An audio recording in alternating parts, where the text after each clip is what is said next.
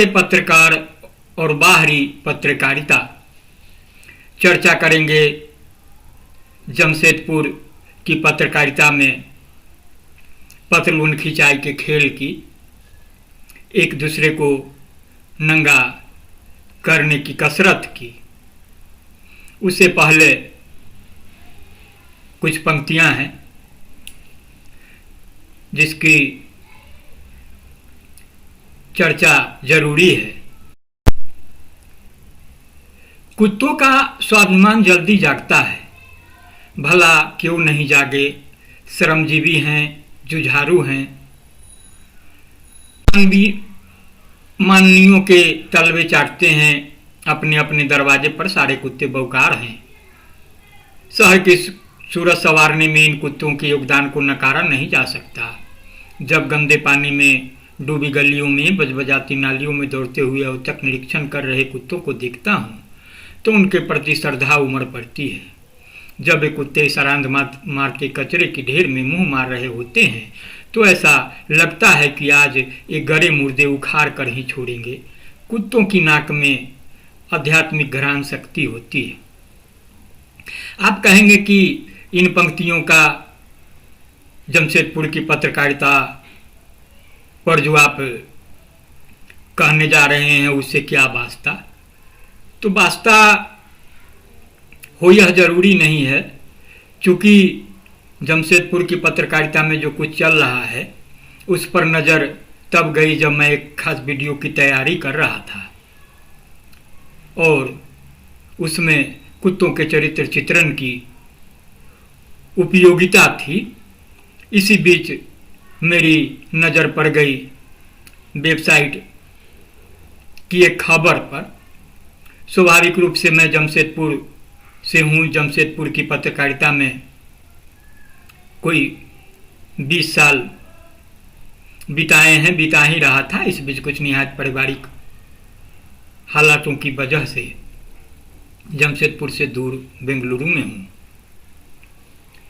तो जिज्ञासा रहती है कि जमशेदपुर में क्या हो रहा है, खासतौर से वहाँ की पत्रकारिता में, उससे वाबस्ता रहें।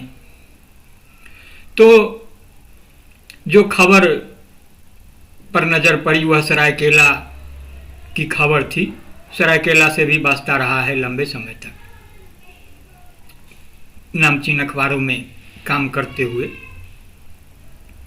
तो उसकी एक खबर पड़ी लोकालोक नेटवर्क की, किसी अभिषेक मिश्रा से मेरा परिचय नहीं है, लेकिन उनकी ही रपट थी कि विवादित प्रेस क्लब भवन का जो उद्घाटन हो रहा है। मुझे यह नहीं पता कि जब मैं यह वीडियो बना रहा हूं तब उद्घाटन हो गया है या नहीं हुआ, लेकिन जब रिपोर्ट को पढ़ा तो आपको बता दूं कि उसमें क्या है कि सरायकेला जिला मुख्यालय के प्रखंड भवन परिसर में तत्कालीन उपायुक्त तरवाराज कमल ने जिस प्रेस क्लब के उद्घाटन को रुकवा दिया था, आज उसी क्लब भवन का उद्घाटन राज्य के पूर्व सीएम और वर्तमान में जल संसाधन मंत्री चंपई सोरेन करने जा रहे हैं। जाहिर है कि पूर्व सीएम जिले के पत्रकारों के 3 खंड को नहीं जानते होंगे और क्षेत्र के कुछ कथित पत्रकार जिन पर अवैध वसूली से लेकर पत्रकारिता के पेशे को कलंकित करने का आरोप लग चुका है, वे जिले के पत्रकारों के ठेकेदार बनकर अब मंत्री तक को गुमराह करने में जुटे हैं। इस प्रेस क्लब का उद्घाटन अगर आज होता है तो प्रशासन के लिए अब एक नई चुनौती सामने आने वाली है कि इस जिले के अन्य 2 संगठनों को कब तक भवन देते हैं। अगर एक पक्षीय तौर पर आज प्रेस क्लब भवन का उद्घाटन होता है तो प्रशासन की कार्यशैली पर भी सवाल उठने तय हैं कि जिला प्रशासन पर कौन सा ऐसा प्रेशर है कि कथित दागियों के आगे नतमस्तक होकर जिले की मुख्यधारा के पत्रकारों की बातों को अनसुना कर रहे हैं। इस जिले में तीन प्रेस क्लब संचालित है, मुझे पता नहीं था। इसमें एक ग्रुप को यह भवन उपलब्ध कराया जा रहा है। हालांकि इस रिपोर्ट में यह जिक्र नहीं है कि ग्रुप के अगुआ कौन है, सर्वे सर्वा कौन है, उससे कौन लोग जुड़े हुए हैं। लेकिन बताया गया है कि बाकी संगठन के पत्रकार सदस्य ने जो आज उद्घाटन कार्यक्रम है कार्यालय का, उससे दूरी बना ली है। इस कार्यक्रम में एक दो लोगों को छोड़कर किसी भी नामचीन मीडिया हाउस का पत्रकार शामिल होने से इनकार कर रहे हैं। अब देखना है कि क्या राज्य के पूर्व सीएम इस कार्यक्रम में शामिल होकर पत्रकारों के आंतरिक विवाद का हिस्सा बन जाते हैं या फिर कार्यक्रम से अपनी दूरी बनाकर निष्पक्षता का परिचय देते हैं। यह बात साफ है कि मंत्री महोदय से पत्रकारों के आंतरिक कलह की बात छिपाई गई है और मंत्री पत्रकार हित में यहाँ आ रहे हैं, लेकिन उनके आगमन से जिले के पत्रकारों के बीच खाई और गहरी होनी तय है। बहरहाल मामले को लेकर डीपीओ से पूछा गया तो उन्होंने सरकारी कार्यक्रम होने की बात से इनकार कर दिया। यहाँ तक उन्होंने कहा कि मैंने बड़े अधिकारियों को लेकर अपनी बात रखी थी, लेकिन उसे अनसुना कर दिया गया। इस रिपोर्ट में यह भी कहा गया है कि प्रेस क्लब के उद्घाटन के नाम पर कई औद्योगिक घरानों से मदद मांगी गई है। किसी से एसी, किसी से फ्रिज तो किसी से पंखा का डिमांड कर दिया गया है। यह भी स्पष्ट किया गया है कि इस काम में वही दागी पत्रकार शामिल हैं जिन पर हाल में एक बच्चा को गोद लेने वाली महिला से 4 लाख रुपए डिमांड करने का ऑडियो सामने आया था। बावजूद ये कथित दागी पत्रकार अवैध वसूली में लिप्त हैं। तो इस रिपोर्ट के बाद जिज्ञासा बढ़ी। एक जानकारी तो यह मिली कि सरायकेला खरसावां में 3 पत्रकार संगठन है। वसूली की बात आई, मंत्री को गुमराह करने की बात आई, लेकिन रिपोर्ट में यह बात कायदे से लिखी गई कि जो मंत्री आ रहे हैं उन्हें यह खबर नहीं है कि वहाँ के पत्रकारों के बीच क्या हो रहा है, कैसी खींचतान है। तो जब जिज्ञासा आगे बढ़ी तो खबरों की तलाशी शुरू की, तो इस बीच बच्चा बेचने वाली खबर की जानकारी मिली और फिर उस पत्रकार का स्पष्टीकरण भी पता चला कि यह पत्रकार संतोष कुमार से जुड़ा मामला है। तो संतोष ने सोशल मीडिया पर जो अपनी सफाई दी उसमें लिखा कि मेरे रंगदारी मांगने वाले ऑडियो की सत्ता की जांच कर लेते, उसके दुष्परिणाम क्या होंगे इसके बारे में तो विचार कर लेते, 16 साल के पत्रकारिता के करियर का आकलन तो कर लेते, एक बार मेरे बूढ़े माता पिता पर क्या बीतेगी इस पर विचार तो कर लेते। नमक रोटी खाकर भी मेरी बेटी इस बात से इतराती थी कि उसके पापा सकुशल घर लौट आए हैं। उसके पिता के चेहरे की मुस्कुराहट ही उसकी दुनिया है।